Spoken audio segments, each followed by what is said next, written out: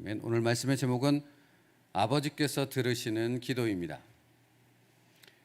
하나님의 아들이 기도하실 때에는 오직 한 가지만을 의식하셨는데 그것은 하나님 아버지셨습니다. 이것은 챔버스 목사님의 말입니다. 당연한 것 아닙니까? 너무.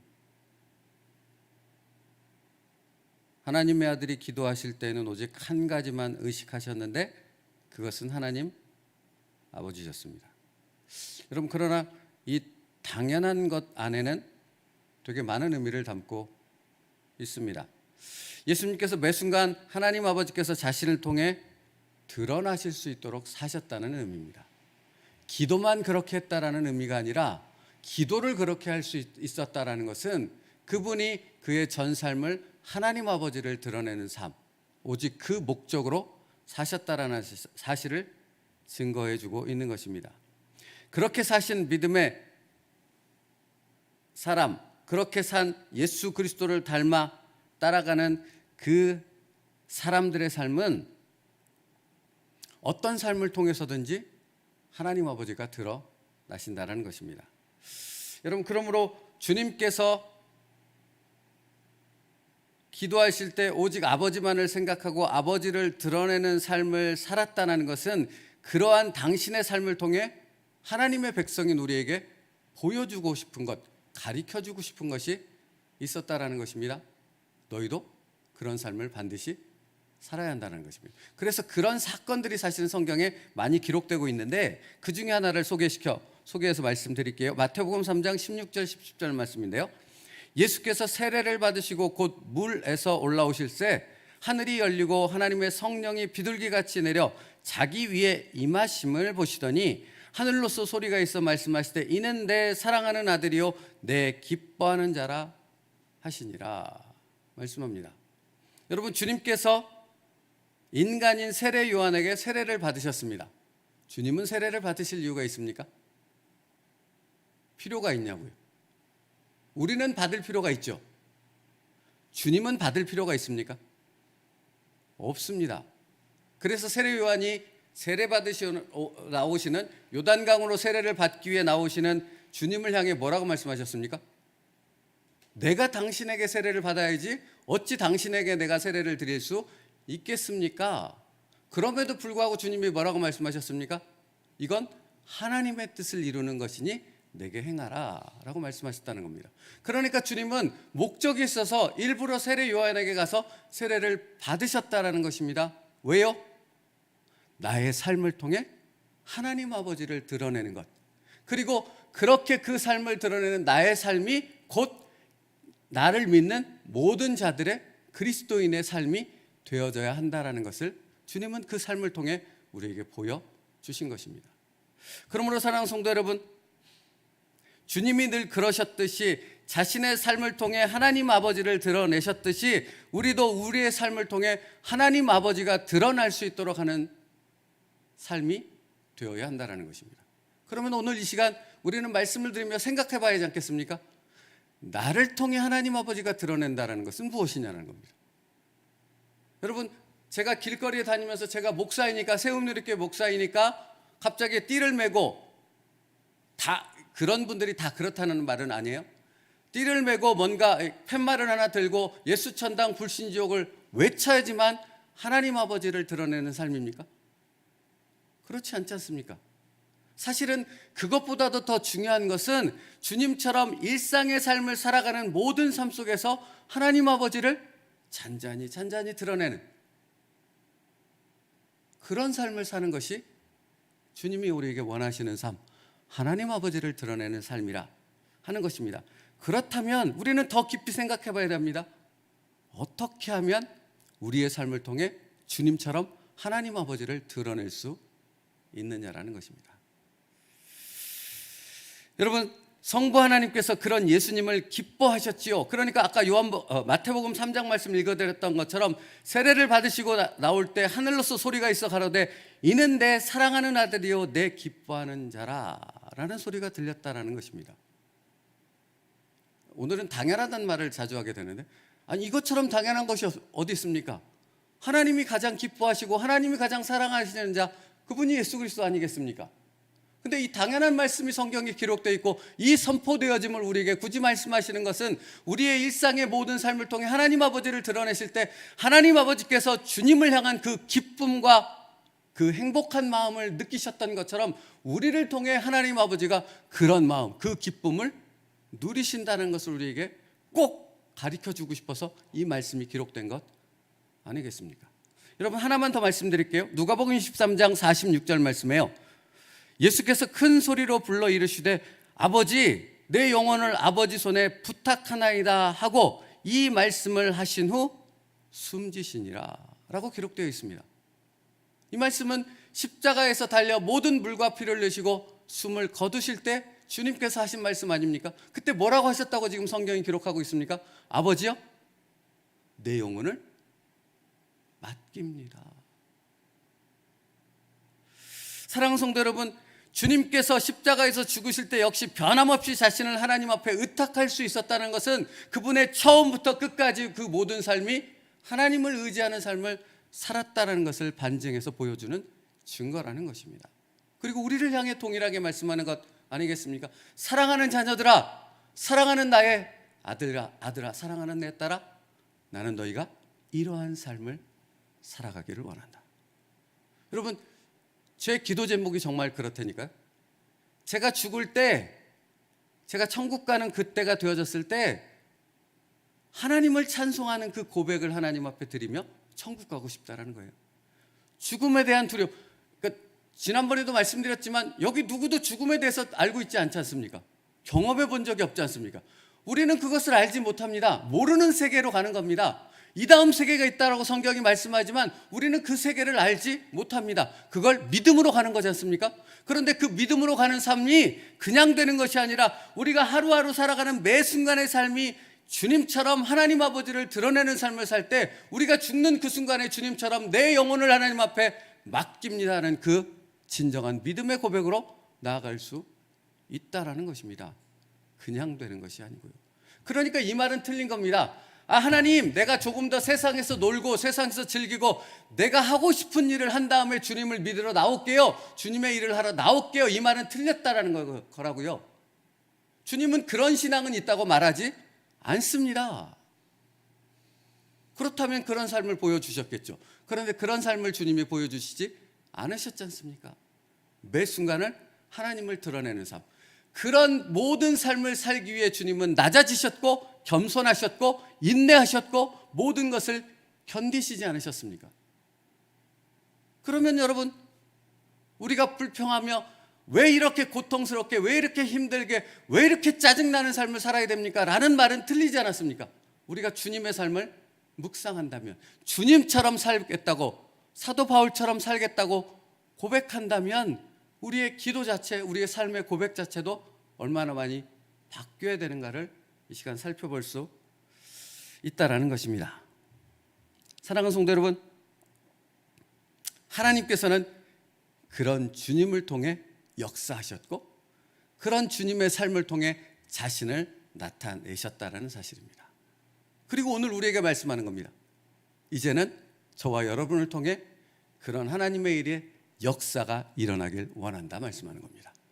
그런 우리를 통해 하나님 아버지를 드러내는 그런 우리의 삶이 되어지길 원한다 말씀하고 있는 것이죠. 그러므로 여러분, 어제 당신의 삶을 통해 하나님이 드러나셨습니까? 당신의 매 순간의 삶을 통해 주님을 의지하며 살아가는 삶을 살고 있으십니까? 혹 그냥 믿지 않는 사람들과 뒤섞여서 그들과 동일한 삶을 살아가고 있음에도 불구하고 입으로만 나는 그리스도인이라고 말하는 그런 삶을 살고 있지는 않으십니까?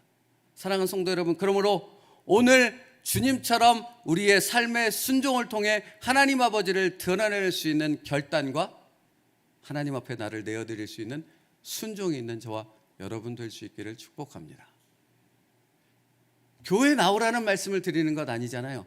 내가 살아가는 그 삶의 순간 가운데 내가 주님을 기억하며 주님처럼 하나님을 드러낼 수 있는 나의 삶의 선택이 무엇인가, 순종이 무엇인가를 묵상하라는 말씀을 드리고 있는 것입니다. 그것이 어디든, 그것이 나 혼자 있는 시간일지라도 말입니다. 오늘 그러한 지극히 작은 순종을 통해 하나님이 드러나는 우리의 삶의 축복이 있을 줄 믿습니다. 여러분, 그게 축복인 거예요. 나를 통해 하나님이 드러나는 거예요. 나의 감정, 나의 생각, 나의 말, 나의 선택, 관계 등을 통해 드러나는 모든 일들이 하나님을 드러낼 수 있는 우리의 순종이 되어지길 원한다, 주님 말씀하고 있는 것입니다.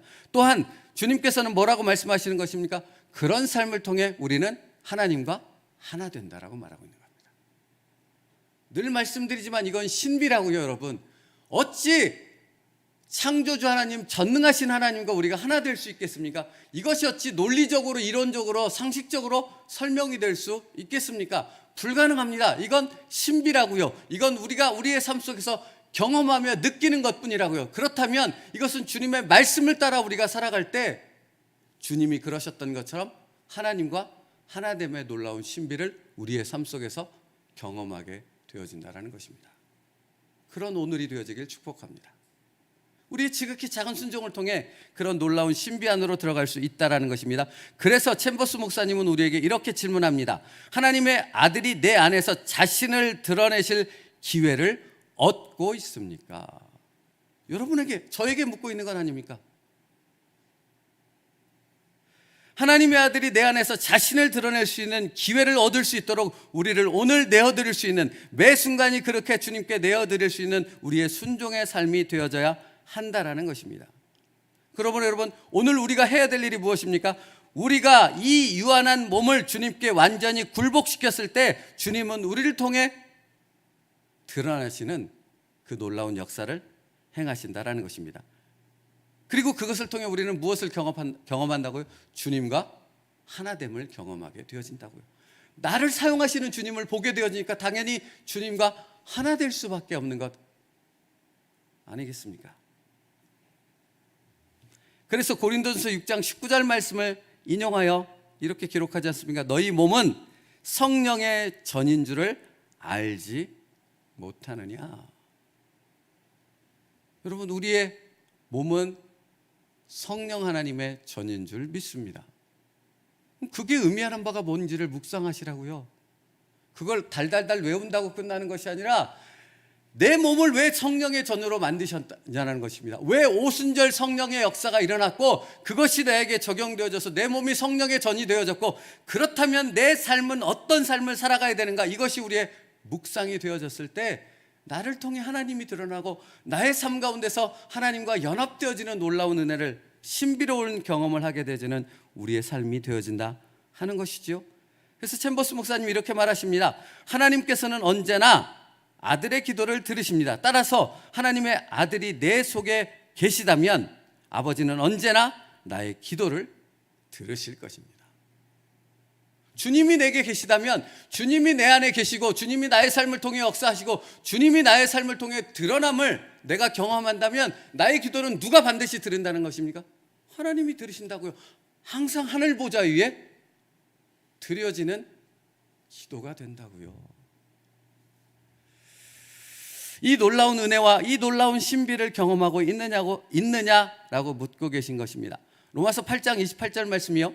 우리가 알거니와 하나님을 사랑하는 자, 곧 그의 뜻대로 부르심을 입은 자들에게는 모든 것이 합력하여 선을 이루느니라. 여러분, 모든 것이 합력하여 선을 이룬다는 것은 사람과 사람이 합력하여 선을 이룬다는 것이 아니라고요. 그것보다 우선적인 것은 하나님과 우리가 합력하여 선을 이룬다는 의미를 담고 있다고 말씀드렸습니다. 그러므로 여러분, 그렇다면 말씀 초반부에 우리가 알거니와 하나님을 사랑하는 자라고 말하고 있습니다. 하나님을 사랑하는 자가 누구입니까? 우리잖아요. 근데 어떤 우리예요? 어떤 상태의 우리예요? 날마다 하나님을 사랑한다고 고백하지만 입으로 고백한다고 하나님을 사랑하는 자가 되어집니까? 주님이 말씀하세요. 요한복음 14장 23절 24절. 사람이 나를 사랑하면 내 말을 지키리니 입니다. 너희가 날 사랑해? 그러면 너가 내 말을 지키는 것이야. 그게 나를 사랑한다는 증거야. 분명한 증거가 되는 것이야. 사람이 나를 사랑하면 내 말을 지키려니 내 아버지께서 그를 사랑할 것이요 우리가 그에게 가서 거처를 그와 함께 하리라. 똑같은 말씀하지 않습니까? 너희가 나를 사랑하면 내 말을 지킬 것이요 내 아버지께서 그를 사랑하실 것이요 우리가 삼위 하나님께서 거처를 거기로 가서 그와 함께 살아가리라. 그 다음 말씀 뭐라고 하는지 들어보십시오. 나를 사랑하지 아니하는 자는 내 말을 지키지 아니하나니 너희가 듣는 말은 내 말이 아니요 나를 보내신 아버지의 말씀이니라. 이처럼 우리의 삶을 통해 하나님 아버지를 드러낸다는 것은 하나님의 뜻이라는 것입니다. 그것을 통해 삼위 하나님과 연합되는 놀라운 신비를 우리의 삶 속에서 경험하게 될 것이라고 주님은 말씀하시는 것입니다. 그것이 바로 로마서 8장 28절 말씀, 하나님을 사랑하는 자 곧 그 뜻대로 부르심을 입은 자들에게는 모든 것이 합력하여 선을 이루느니라 하는 말씀의 의미라는 것입니다. 오늘 우리가 그 놀라운 신비와 은혜를 경험할 수 있는 삶을 살아나가는 저와 여러분 될 수 있기를 축복합니다. 여러분, 축복입니다. 우리에게 그런 기회가 주어졌으니까요. 여러분, 모든 이 세상에 숨쉬는 모든 사람에게 이 기회가 주어졌습니까? 아니요. 그들은 이 말씀조차, 그 기회가 주어졌다는 것조차 알지 못합니다. 주 예수 그리스도의 십자가로 구원받은 우리들만이 이 말씀을 알고 이 기회가 주어졌다는 걸 알고 오늘 우리의 삶을 그 기회 가운데 하나님 앞에, 주님 앞에 내어 드릴 수 있는 순종으로 나아갈 수 있다는 것입니다. 저와 여러분이 그 은혜를 받았습니다. 그 은혜를 누릴 수 있는 오늘 우리의 삶이 되어지길 축복합니다. 요한복음 16장 26절 말씀을 최보수 목사님이 인용해요. 그날에 너희가 내 이름으로 구할 것이요. 그날은 언제입니까? 바로 성령이 내게 오셔서 나를 실제로 주님과 하나 되도록 하는 날입니다 라고 말씀하고 있습니다. 오늘 성령의 전이 된 우리의 몸을 확인할 수 있는 날 되어지고 성령과 하나 되는 그 놀라운 은혜를 누릴 수 있는 저 여러분의 삶 되기를 주님의 이름으로 축복합니다. 말씀 마치겠습니다. 여러분, 그러므로 오늘 우리는 무엇을 생각해야 됩니까? 주님께서 내 삶을 통해 참으로 만족하시는가 하는 부분을 우리는 묵상해야 됩니다. 주님이 나의 삶을 통해 만족하시도록 주님 하나님 아버지를 내 삶을 통해 드러나게 하려면 오늘 우리가 무엇을 어떻게 순종해야 하는지를 묵상할 때 성령 하나님께서 우리에게 지혜를 주시며 우리를 인도해 주실 줄 믿습니다. 그것에 따라 순종하면 됩니다. 그것에 따라 순종할 때 우리는 하나님 아버지와 연합되어지는 놀라운 역사를 경험하게 되어질 줄로 믿습니다. 챔버스 목사님 말씀을 읽어드리고 마치겠습니다. 우리는 이 유한한 몸이 주님께 완전히 굴복하는지, 주님께서 이 몸을 통해 매 순간마다 역사하시는지를 살펴야 합니다.